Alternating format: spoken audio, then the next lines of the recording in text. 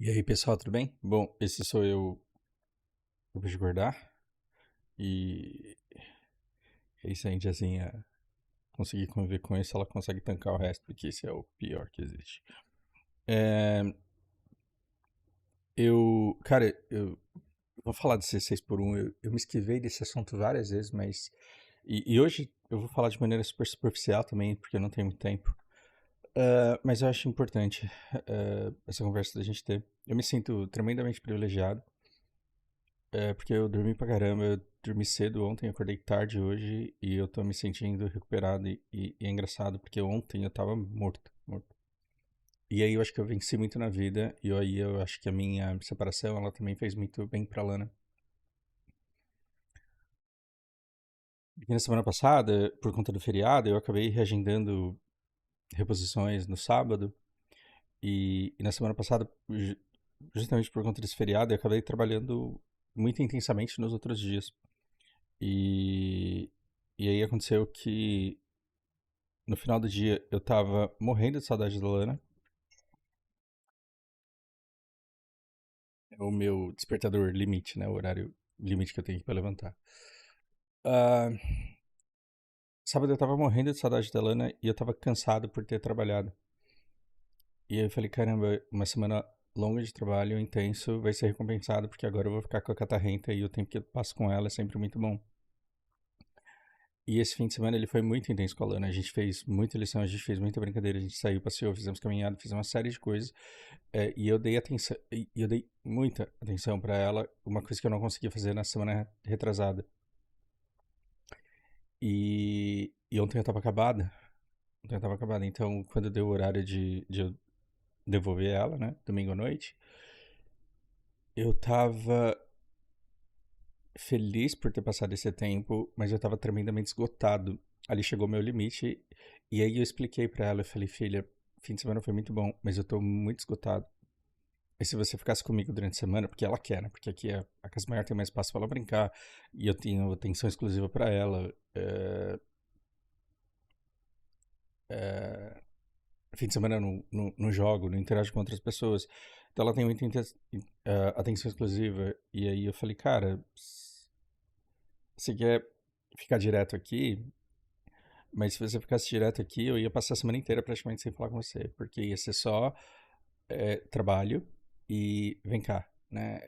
Escovou os dentes, você comeu, você arrumou sua mochila, você. E aí o tempo não seria dedicado da maneira como você tem no fim de semana. E ela tá com 6 anos e ela tá começando a entender isso. E eu falo, tua mãe, ela fica com a parte difícil, né? Porque você tem que chegar na escola no horário, ela tem que te buscar na escola no horário, tem uma série de coisas aí. E ela falou, mas você também me leva no judô. E eu falei, eu te levo no judô na quarta-feira. É diferente, não é todo dia. E aí eu percebo que essa quarta-feira é muito importante também para eu manter um contato mais próximo, pra gente não se afastar tanto. E, e aí o que eu falei ontem foi, cara, eu preciso de uma longa semana de trabalho intenso para descansar da Lana. Dá até um pezinho assim na alma, né, de falar um negócio desse. Tem que gostar muito de sincericídios na internet para admitir uma coisa dessa, porque esse é o tipo de coisa que talvez você não escute nesses canais de parentalidade, de coach de parentalidade Natilu. Talvez você não escute isso lá.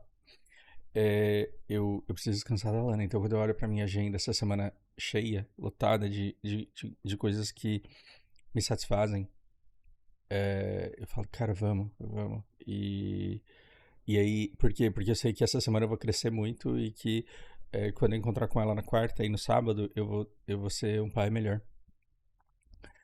Dito isso, é, eu vou começar com analogias, e eu sei que eu tenho que explicar a analogia do vídeo anterior. Eu vou fazer isso. Eu vou explicar que coxinhas não são vidas, que vidas humanas importam mais do que coxinha. Eu vou explicar tudo isso. Mas não agora, porque acabei de acordar, né? Deixa eu preparar o estômago para isso primeiro.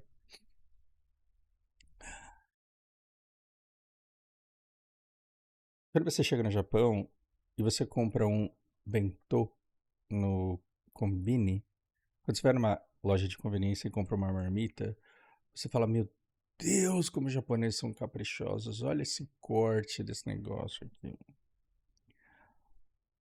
Aí você fala, nossa, uma cozinheira ela tem que ser muito caprichosa pra fazer um negócio desse. E aí, é, trabalhava com locação de mão de obra e coloquei a mão na massa também na Hamabedi. Hamabedi era uma empresa que vende Hamamatsu Vegetables, só que o japonês não tem V. Então pra eles era Bedi de Beditabura. Trabalhei nessa empresa aí e era basicamente uma empresa de processamento de alimentos. Então eles compravam coisa do Ceasa, japonês, e tacavam nas máquinas lá e faziam o negócio. Então tinha máquina de descascar coisa, tinha máquina de cortar coisa. Então tinha um negócio de cortar a cebola, tinha um negócio de cortar cenoura, tinha um negócio de cortar beterraba. Então, quer dizer, tudo passa pela esteira e sai picado do outro lado. Então, eu fazia-se assim, 150 quilos de cebola, 200 quilos de cenoura, e assim, numa velocidade de processamento absurda. E esses 150 quilos de cebola, eles levavam assim, coisa de 3, 4 minutos. E o fator limitante não era esteira e não era a máquina de cortar, era a pessoa que ficava com a caixa lá pegando o negócio. E aí ia para uma linha de processamento de pessoas chorando, tirando eventualmente sujeira e tal, ia para a parte de empacotamento e pesagem de acordo com cada cliente. E aí tinha um centro, tipo Amazon, assim, de distribuição. E esse vídeo aqui é sobre a escala 6x1. E daqui. E eu já precisava ter acordado, de acordo com os meus despertadores aqui. Esse vídeo é sobre a escala 6x1.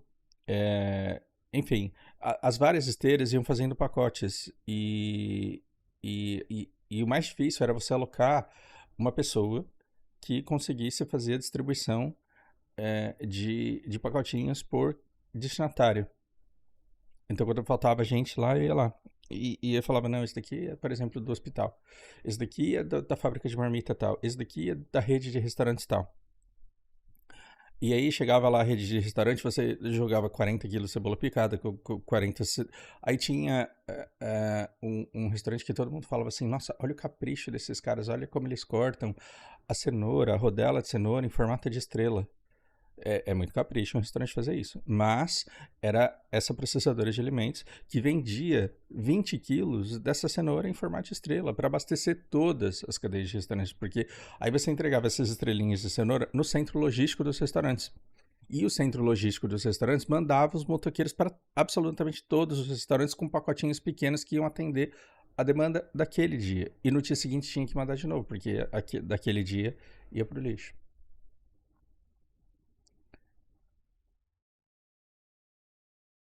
Scarlett O'Hara, De O Vento Levou. Scarlett O'Hara, De O Vento Levou, porque é minha novela favorita agora, né? Em 1865, ela era contra a abolição dos escravos, porque ela falava, pô, se abolir a escravatura aqui, como que vai ser? Porque a gente tem um jogo social. E aí vão falar que eu tô defendendo escravidão. Não, é porque, não anacronicamente, eu tento entender o contexto histórico fora dessa polarização que mantém você puto com raiva do outro lado. Então eu tô tentando humanamente olhar para aquela situação e falar, ela era uma boa senhora de escravos, porque os escravos delas não apanhavam, eles respeitavam muito a família. Fausto está defendendo a escravatura. Eu te perdoo. Mas escuta o que eu tô falando, porque eu tô falando de um livro. Ah, mas é de ficção e na ficção você escreve o que você quer. Escute. Uma pessoa limitada pelo tempo em que ela viveu, ela herdou o amor dos escravos e o respeito dos escravos do pai dela, porque o pai dela era gostado.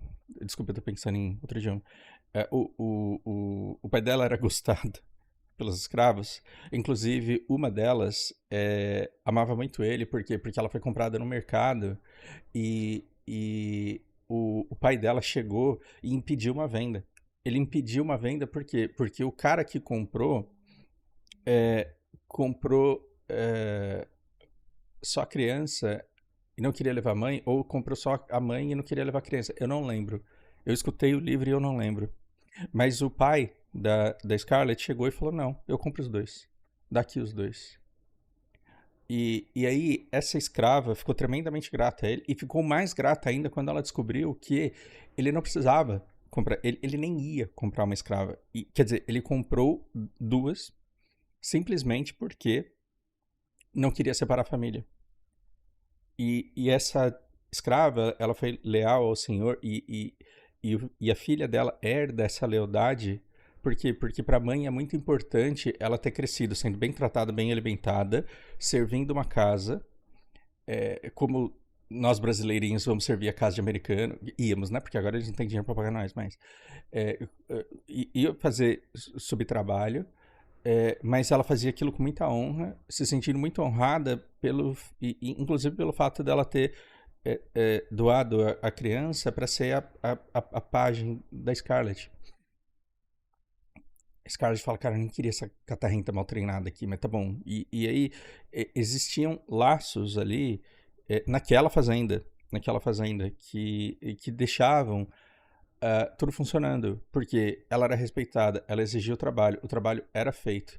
E, e aí os negros eles iam para a fazenda e eles iam com enxadas e arados, e aravam a terra e tratavam a terra e plantavam o algodão, e depois eles tinham que ir lá na mão tirar ervas daninhas, ver o algodão crescendo, e aí você precisa de uma quantidade de mão de obra absurda. Os caras trabalhavam de sol a sol, porque não adianta o cara ficar 3 dias sem ir lá na plantação, porque aí cresceu a erva daninha e já murchou o milho.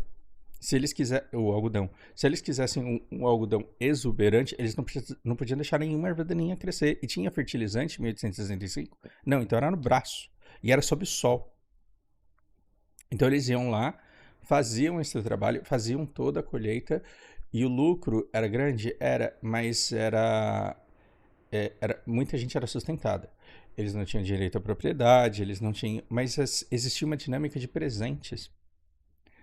Fausto, você é muito defensor da escravatura. Não, os seres, diferente do que a polarização tenta fazer você acreditar, os seres humanos, eles são, em sua maioria, bons. E essa bondade, ela é restrita muitas vezes pela cultura merda onde você tá. Eu entendo isso. Por exemplo, você acha que não tem gente boa em Israel? Tem muita gente boa em Israel, porém ignorante. Sendo bom e ignorante, você acha que os caras vão deixar de participar e colaborar com genocídios que acontecem com o povo palestino? Não. Mas essa pessoa, esse indivíduo que está ignorante numa massa de um Estado genocida, ele é mal, inerentemente mal? Não, ele é elogiado. A maioria das pessoas são boas e geralmente quando você tem um caldo de cultura que permite as pessoas expressarem essa bondade, você vai ter uma relação próxima, quer dizer, o cara não recebeu salário, ele não tinha direito a férias, ele não tinha direito a um monte de coisa, mas ele ficava doente, ele era cuidado e chegava em datas especiais por exemplo, eu vou casar e vou sair dessa casa, toma aqui um presente por você ter sido a pessoa que me auxiliou durante todo esse tempo. Você fala, caralho, né? Morre o pai, cada um vai herdar um item para lembrar do pai, porque ele era muito importante e é um item tesouro. Só que entre eu vender isso daqui, eu prefiro que isso daqui fique na família e fique com você. Então você vai lendo essas histórias e você vai falando, nossa, que obra escravocrata. Não, você vai falando, cara, na Grécia também era assim. Com os eslavos também era assim. Os Vikings também era assim. Os romanos, você lê histórias de verdade de famílias romanas e você vê gente tomando pito, gente tomando bronca, gente sendo esculachada, falando assim: você é bom demais com seus escravos, você vai deixar eles indisciplinados. E a pessoa falando: vai se fuder, eu faço o que eu querer. E ele trata bem e ele recebe lealdade em volta. É comum na sociedade, não tanto que a cultura, os caras têm que ter medo de você, em Roma. Mas acontece em 100% das famílias? Não. A polarização quer que você enxergue o lado bom da coisa? Não. Então tem a esquerda, burra, quer dizer, se vitimizando e tratando todo branco como se ele fosse um fazendeiro malvado. E tem a direita burra, achando que ela tem direito de ter escravo mesmo. Tem que ir pro Paraguai pra ver se consegue isso. Bando de imbecil.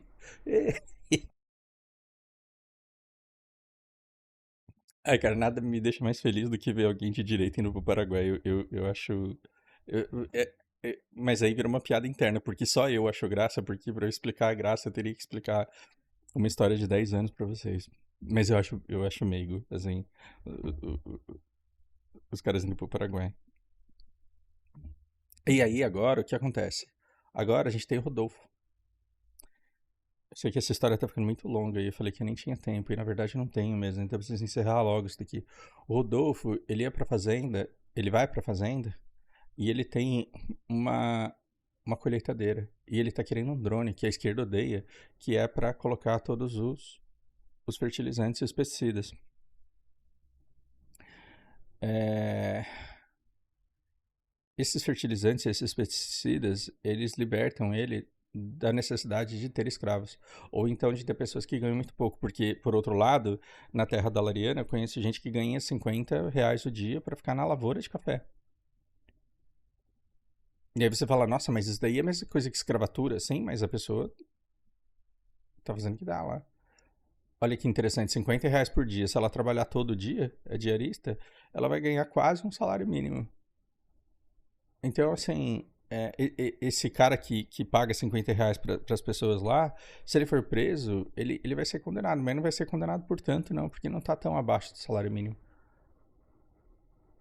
É bizarro isso. É bizarro. Que o cara que não tem a colheitadeira, que não tem o drone, ele tá plantando café, mas a produtividade da fazenda de café dele, por ele não usar os fertilizantes corretos, por ele não usar os pesticidas corretos e por ele não ter maquinário para ele cobrir uma vasta extensão de terra com pouca mão de obra, faz com que ele empregue muita gente. Só que esses empregos eles vão ter que ser subempregos, não porque ele é malvado, mas porque ele tem que competir com o preço do Rodolfo. E aí você fala assim, mas é porque o capitalismo, não sei o que, você está sendo burro.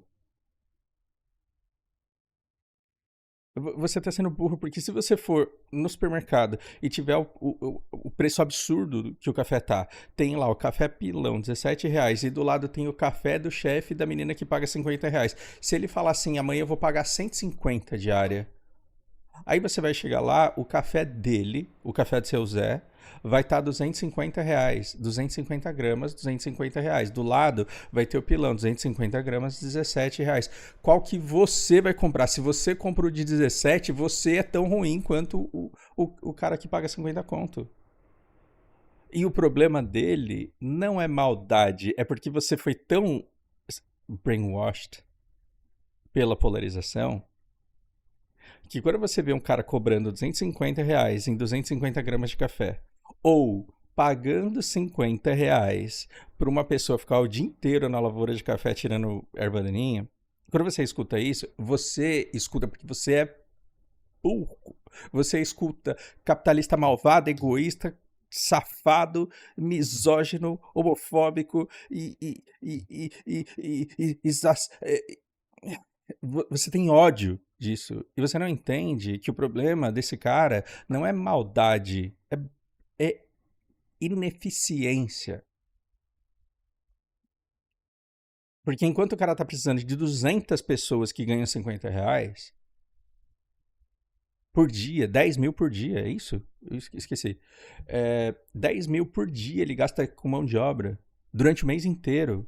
Depois ele vai vender esse café, ele não vai conseguir pagar nem as pessoas. Por quê? Porque esse cara não tem maquinário. Então, não só ele não é o Enico que você enxerga nele, possivelmente, como ele vai quebrar e ele vai ter que vender a fazenda. E quem vai comprar a fazenda vai ser o vizinho do Rodolfo e vai falar: foda-se, eu vou continuar plantando o que eu planto aqui com o máximo de eficiência. Aí vem uma criatura relinchante e fala assim, mas a gente não tem que ser eficiente desse jeito, a gente tem que dar o emprego para o máximo de pessoas. Se você quiser que o Brasil inteiro opere igual o chefe dessa pessoa que paga 50 que ganha 50 conto para ficar o dia inteiro na lavoura, a China morre de fome. Se a gente abandonar... Nossa, todo mundo odeia plástico. Você tira o plástico das cidades, as pessoas morrem de infecção em uma semana. Tira plástico da sua vida e pensa. Agora vai na fazenda e tira drone, e tira colheitadeira, e tira plantadeira, e tira pesticida, fertilizante. Tira isso de lá. Não é só chinês que vai morrer de fome, a gente também vai morrer de fome. Porque não vai ter comida pra todo mundo. Tá todo mundo com o cu na mão aqui. Porque se não vier fertilizante do Irã e a gente não faz, vai ter escassez alimentar e vai morrer gente de fome no mundo por causa de um conflito que o Trump arrumou no Estreito de Hormuz ali. A ignorância te deixa suscetível a debates que não deveriam existir porque não vem ao caso. E quem deveria estar lutando para te elucidar, para te explicar como funciona o mundo, para você saber que demandas cabem, tá te iludindo numa discussão que não tem razão de ser. Eu tenho um orçamento aqui X, que eu tenho um orçamento aqui de 10 mil. Uma pessoa pode fazer a cabeça da minha irmã e pode falar assim, olha, você também tem direitos, porque você faz parte da família. Você, então, pode exigir de seu irmão uma refeição que custe R$50. Quer dizer, aí você pega 50 vezes 3, vezes 4, né? 4 refeições diárias, 200 por dia. 200 por dia, vezes 30 dias, 6 mil. O orçamento da família é 10 mil. A gente não vai comprar jogo, a gente não vai ter internet, a gente não vai ter plano de saúde, a gente não vai vender o carro para não ter que pagar IPVA e seguro. Mas dá com orçamento de 10 mil para você gastar 6 mil com refeições para uma pessoa? Dá. A família não vai quebrar. Agora, se essa mesma pessoa vem e convence a minha irmã de que ela pode se rebelar e ela pode exigir refeições de R$100 em restaurante melhorzinho, em que cada refeição é R$100, você percebe que extrapola? Porque aí são 400 por dia. E aí vão ser 12 mil por mês. E aí o orçamento da família é 10. Ou seja, o que eu tô querendo dizer é que o papel da esquerda deveria ser construir um plano de país que diga o orçamento é tanto, existe tanto de espaço, existe tanto de brecha, nós podemos pedir isso, só que isso vai ser muito melhor otimizado se, ou seja, um bom esquerdista colocaria na cabeça da minha irmã e falaria, olha, seu irmão ele podia pagar até R$42 por refeição para você, mas eu consigo te fazer um cuscuz com uma carninha aqui e uma saladinha, eu consigo fazer isso por R$4,50 fazendo em casa. Então você consegue pedir para ele só 30. Menos R$4,50 te sobra 25. Você compra lã para fazer os seus cachecóis e tenta vender para o Rio Grande do Sul. Isso é um plano decente de esquerda. Nós não temos isso. Todos os planos de esquerda, eles são feitos para deixar a direita puta. Eles não são feitos para melhorar a vida do povo. Por quê? Porque eles não prezam pela eficiência, pela eficácia. Então, a esquerda deveria estar se juntando com a direita e falando, você precisa conversar com o seu empregador, porque você precisa descobrir maneiras de ser mais eficiente junto com ele. Só que a esquerda ela nutre tanto ressentimento da esquerda contra a direita que isso é a mesma coisa daí na igreja católica aqui na frente da minha casa, entra lá dizendo que Jesus é o filho de José. A esquerda já tem tantos gatilhos que eu chegar e falar que a esquerda os funcionários deveriam estar conversando com os empregadores para conseguir maior eficiência, isso soa uma heresia. Por quê? Porque esse cara aqui, ele já enfiou na cabeça dele que o chefe não presta. O cara tá pagando 50 conto por dia lá no Espírito Santo pra pessoa ficar na lavoura. Esse 50 conto por dia tá mantendo essa pessoa viva. Mas ela odeia esse cara. Por quê? Porque ele é mau. Porque ele é capitalista. Porque ele é escravocrata. Porque ele é uma série de coisas. E na verdade, uma coisa que eu gostaria e que o Jim Carrey também gostaria é que todo mundo realizasse o sonho por um dia na vida. Eu queria que por um dia você fosse rico e tivesse acesso às pessoas ricas. E você vai ver que a pessoa come, caga e tem as mesmas necessidades e que tem a mesma inteligência a maioria das vezes. O fato do cara ter herdado a fazenda não significa que ele seja elucidado, que ele seja culto, que ele seja inteligente. Às vezes é um cara chucro. E o cara tá fazendo o melhor que ele pode com o que ele tem. Então, como você já colocou na cabeça que esse cara é um demônio, você nunca vai chegar pra ele e falar assim, olha, você podia comprar uns pescistas aí. Aí a gente fazia isso, sobrava mais gente para trabalhar. E aí a gente trabalhava de uma forma que agregaria valor para você conseguir comprar maquinário. E esse tipo de conversa não existe no Brasil. Por quê? Por que não? Sabe outra conversa que não existe no Brasil entre homens? Sabe uma conversa que você nunca vai encontrar num grupo de incels? Responsabilidade afetiva é uma coisa foda. Você pode ficar com uma mulher e ter uma criança e o relacionamento pode não dar certo, mas o vínculo com a criança pode dar. E aí você pode se separar e continuar sendo pai dessa criança se você quiser. E se a criança quiser. E se a mãe da criança também quiser. E aí você pode pagar a escola, você pode ensinar ela a ler, você pode. Você joga isso num grupo de incel e você fala, mas nem com unicórnio dá pra fazer isso. Porque a mulher se junta ao Estado para humilhar o homem e você tá sendo otário porque você tá sendo suco do beta. Otário que sustenta filho que não é teu. Você é um imbecil. E essa visão, ela não permite nem que uma pessoa olhe pra minha vida e admire. E fale, caralho, ele tem uma filha mesmo. A filha dele ama ele, chama ele de pai, e eles têm um vínculo que vai durar até que a morte os separe aí. Não, porque não cabe na sua cabeça que Scarlett O'Hara pudesse ter o amor dos escravos. E que esse cara chucro aqui pudesse aprender com quem viesse conversar com ele, pra melhorar a vida das pessoas, pra dar assistência pra esse cara aprender a ganhar dinheiro.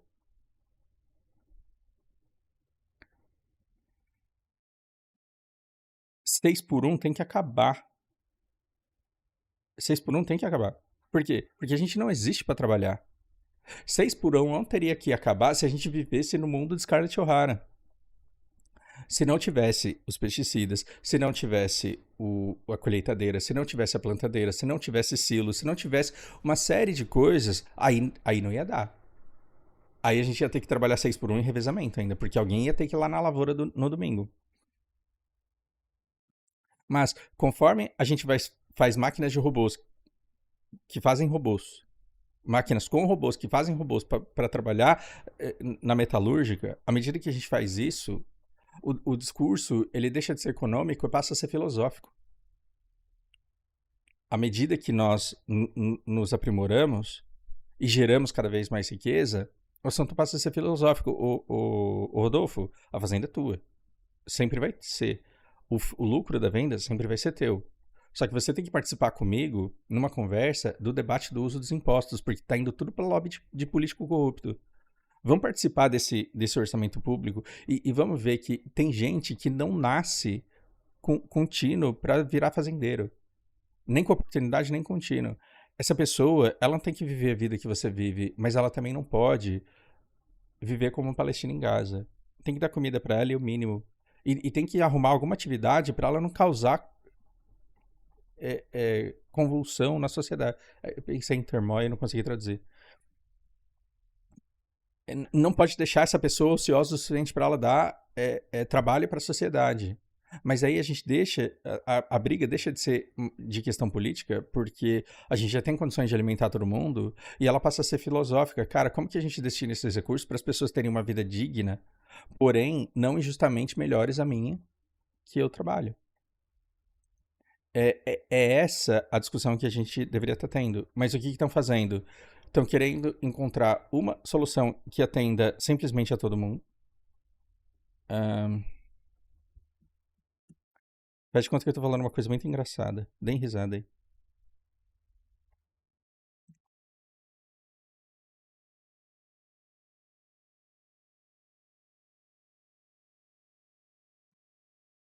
De burda.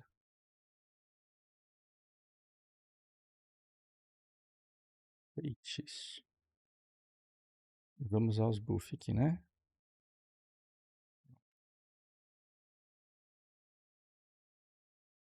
O que eu tava falando que eu já esqueci? Deixa de ser uma discussão econômica e passa a ser uma discussão filosófica. Se você for ver o que o José Kubori ele tá falando, tirando toda a propaganda esquerdista dele, no fim, na conclusão do vídeo, ele fala exatamente isso. Quer dizer, o José Kubori tá certo em muita coisa que ele fala, porque está certo ser de esquerda no Brasil. E ele é de esquerda, então é claro que ele vai falar muita coisa certa. Agora tem um podcast que ele faz com o cara da China lá, em que ele prova todas as minhas teorias. É. Então agora eu já posso afirmar com certeza que o Kobori, ele é uma figura política no Brasil. E ele tá, ele é gerador de think tanks, né? Ele é gerador de opinião pública de esquerda. Mas muita coisa que ele fala tá certo, porque tá certo ser de esquerda no Brasil. Não essa esquerda da polarização que existe, que é tacanha, que só prejudica as pessoas e as mantém na escuridão para conseguir voto, para eles conseguirem perpetuar esse sistema merda político que a gente tem. Não. Mas o pensamento de esquerda, ele tá certo. Por quê? Porque não dá para todo mundo ser Rodolfo. No Brasil, não dá para todo mundo ser direita e vencer. Porque essa vitória, ela implica a exclusão, na própria guerra de preços dos maiores, ela implica a exclusão do pequeno tradutor, do pequeno produtor. Então, se eu quiser ser Scarlett O'Hara em 1800, eu posso encontrar um monte de gente que gosta tanto de mim que quer ser meu escravo. Na perspectiva de 1860, na fazenda dela, tá? Não sejam anacrônicos e não tenham gatilhos. Vamos supor que tem tanta gente que gosta de mim, que fala assim, Fausto, a gente quer morar na sua fazendinha, cara. A gente gosta tanto de você que a gente abre mão de direitos trabalhistas, a gente abre mão de salário, a gente só quer que você crie uma senzala moderna e humana e o teu casarão moderno e humano, porque aí a gente vai querer servir você e a sua terra. Se eu quiser reproduzir a fazenda que eles tinham lá na Geórgia, eu não consigo mais. Por quê? Porque a Scarlett O'Hara, ela precisava vender o algodão. E quando eu for vender o algodão, eu vou vender o algodão pelo preço de mercado. E o Rodolfo, ele planta soja e planta milho, mas o colega dele que planta algodão tá plantando com semeadeira, colheitadeira, tá plantando com drone jogando pesticida, tá usando os fertilizantes corretamente. Então a gente vai ter um algodão ruim, mirrado, caro, que a gente vai tentar vender, e eu vou vender tudo isso e eu não vou conseguir sustentar a minha ecovila. Não é só o Anderson, o Pedro, não é só essa galera que vai morrer de fome na minha fazenda. Eu vou morrer de fome também, porque não vai ter pra mim. E aí, um grupo de esquerda inteligente deveria chegar na minha fazenda e falar, galera, vocês estão errando feio. Vocês estão produzindo com a eficiência, com a eficácia de 1865. A gente está em 2026. Vocês estão precisando de uns tratores aí. Vocês estão precisando de fertilizante aí. Eu vou ensinar vocês a fazer. Um grupo de esquerda ensinaria o trabalhador a ser mais eficiente para ele poder concorrer com o empresário. A esquerda do Brasil quer fazer isso? Nos últimos 40 anos, você viu alguém de esquerda te ensinando a fazer bebida para competir com a Ambev? Embora isso seja possível? Não. Nos últimos 40 anos, você só viu gente de esquerda te deixando ressentido porque a Ambev existe. Quer dizer, a solução não é, ô Ambev, você tem que deixar a gente trabalhar, ou então você tem que distribuir um pouco essa riqueza. Não. Ambev, eu quero que você não exista. Por isso que eu falo que o Brasil não tem oposição, porque o partido de oposição que chega pro povo e fala você tem que comer arroz e feijão, não. Temos um plano B, arroz e feijão, uma proteína e salada. E se tiver verba, sobremesa. Isso é um plano B. A oposição no Brasil é do contra. Arroz e feijão não vai comer porque tudo que você diz da direita é errado. Não existe diálogo, não existe interlocução, só existe vitimização e fermentação de ressentimento. E aí, esse povo ressentido e fermentado aqui, ele não consegue enxergar oportunidades porque ele não acredita que elas existam. Ou você já viu alguém de esquerda, do povo, falando vou fazer uma Ambev aí para concorrer com ela. Ah, precisa de capital e a gente tem um capitalismo que... 6 por 1 tem que acabar, só que vão arrumar uma solução para resolver o problema de todo mundo e vão quebrar um monte de negócio de gente que é ineficaz, igual o chefe lá da menina que trabalha na lavoura de café.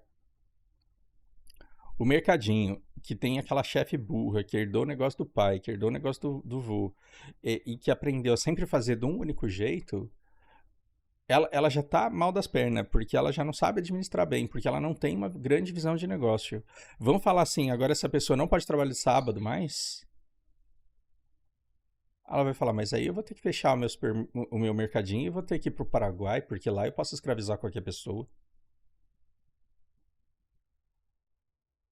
Vai abrir uma vaga pra você abrir um mercadinho ali, mas você tem o capital pra isso?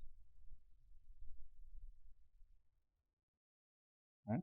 Então, quer dizer, os próprios funcionários do mercadinho, eles poderiam chegar para essa mulher burra, herdeira, e falar: a gente fez uma escala aqui de uma maneira que você nunca vai ficar descoberta. E não é justo a mesma pessoa trabalhar sempre de domingo, mas a gente vai fazer uma rotação aqui para que a gente tenha que fazer. Para quê? Para você não ficar descoberta. É que essa interlocução impossível, ela vem de uma crença, porque as pessoas já olham com esse viés. Esse negócio de que interlocução com o chefe é impossível é a mesma coisa de eu garantindo pra você que nunca vai ter um já que não seja noob no HOTS. É preconceito. E quando você me mostra um já jogando bem, eu falo, não, mas isso daí é exceção à regra, eu não posso levar esse cara. Eu não posso colocar esse cara na estatística porque ele tá errado. Então, as pessoas que acreditam que a interlocução com o patrão é possível, que é impossível. Às vezes elas até conhecem um empregador com quem dá pra conversar, mas eles vão falar, mas esse daí não conta, né? Esse daí não conta. Aqui no Brasil é assim. Né? Então, quer dizer, tanto o ressentido brigando pela urgência do 26 por um, quanto o brasileirinho de direita fazendo fila para entrar no Paraguai, eles são tapados da mesma forma em sua crença e em sua convicção a respeito do que o mundo é. E eles estão levando a vida deles ao extremo e se prejudicando. Agora, quando você consegue conversar com o outro, entender demandas, se posicionar bem no tabuleiro, você começa a abrir portas. E aí, o chefe ele vai ser ruim com todo mundo, mas com você ele vai ser bom.